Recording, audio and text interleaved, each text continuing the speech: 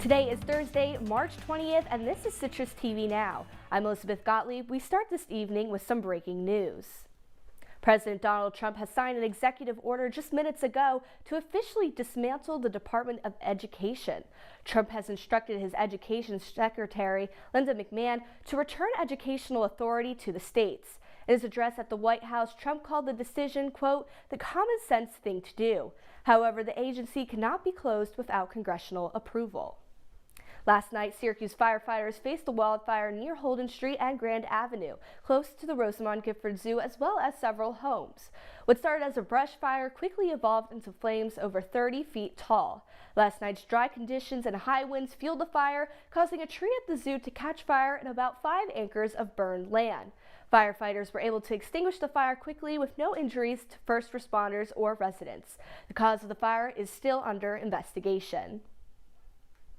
And this afternoon, C.W. Baker High School in Baldwinsville was put on lockdown after a student was reported to have a BB gun on them. The school discovered it was a plastic Orby gun filled with gel-based pellets. The school was then placed back on lockdown shortly after receiving a threatening message to the school district office.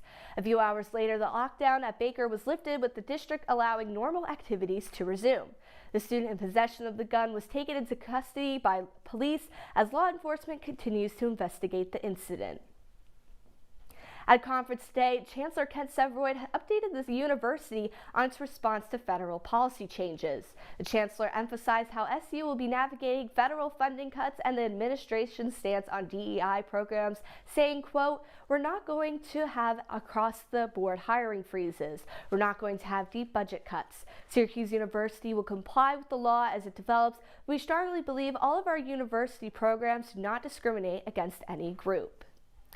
And coming up, Governor Kathy Hochul has announced inflation refund checks, what that means for Central New York residents when we return.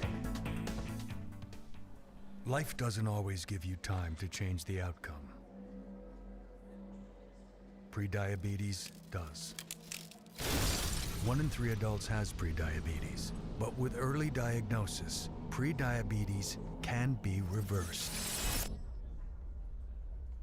And you can change the outcome. Take the 1-minute prediabetes risk test today. Go to doihaveprediabetes.org. Welcome back to Citrus TV Now. Governor Kathy Hochul announced her proposal for inflation refund checks.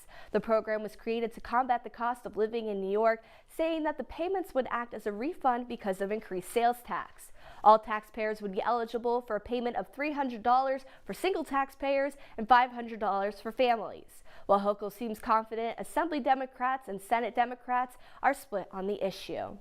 An FBI agent was arrested for illegally disclosing classified FBI documents. Jonathan Buma, who worked in national security and terror cases, was just released on an $100,000 bond after being arrested while boarding a flight at JFK.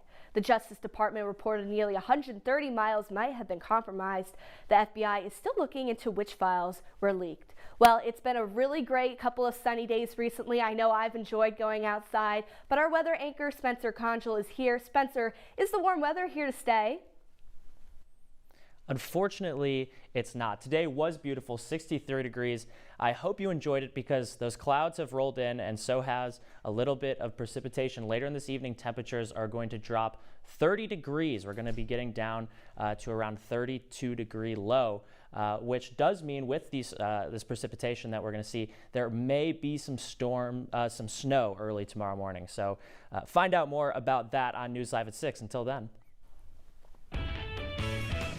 Thanks, Spencer. Well, coming up on News Live at 6, County Executive Brian McMahon delivers his State of the County address live in an hour.